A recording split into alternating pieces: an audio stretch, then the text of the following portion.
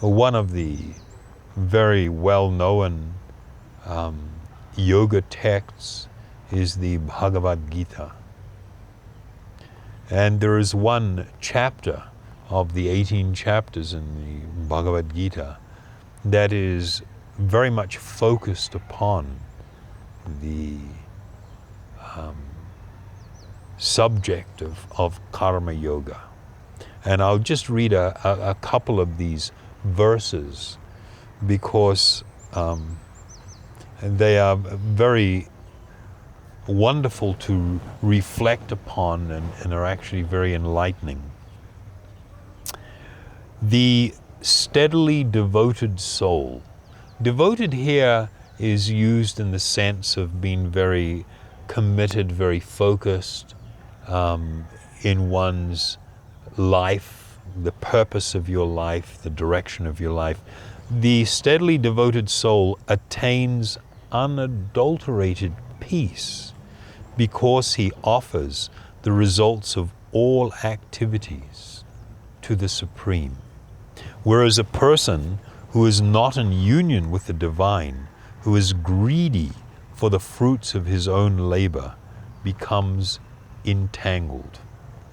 So what we are introduced to here is now a radical new idea.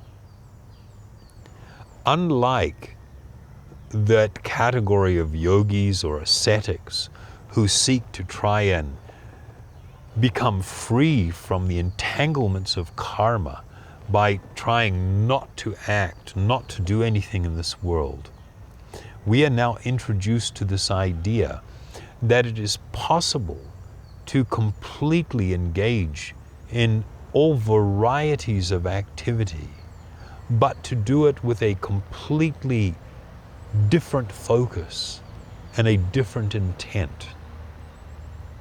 When somebody learns to live, to engage in a life that is a life of service, not only do they begin to experience a form of happiness that is unknown to the more self-centered individual, but because of the dedication of their life to something greater than themselves, the dedication of their life to the absolute whole, to the Supreme, means that this work that they are engaged in takes on a uniquely different nature.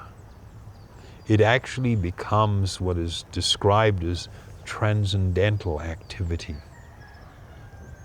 So on one hand, you've got the category of individuals who have thought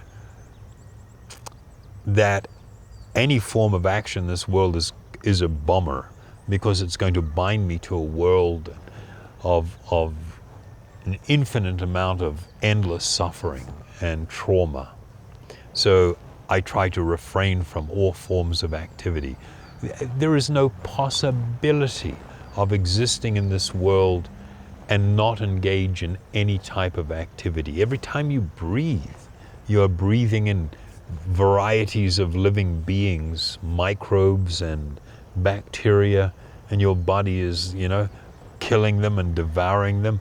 I mean, what are you going to do? Not breathe anymore? That possibility doesn't exist. So instead of the idea of trying to negate all forms of action in order to seek my personal salvation, which is also a form of selfish desire, there is this new opportunity that has been offered where I can instead begin to refocus my life, dedicate my life to the service of others and to the Supreme, and live a life that is extremely fulfilling and become situated on a more transcendental position or platform, and by doing so actually attain real liberation or salvation from this material entanglement. So I'll just read another couple of verses that come from the same part in that chapter.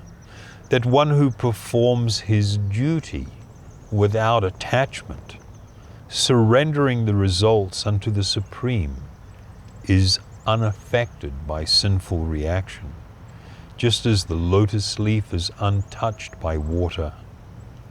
The yogis, abandoning attachment, act with body, mind, intelligence, and even with the senses, only for the purpose of purification.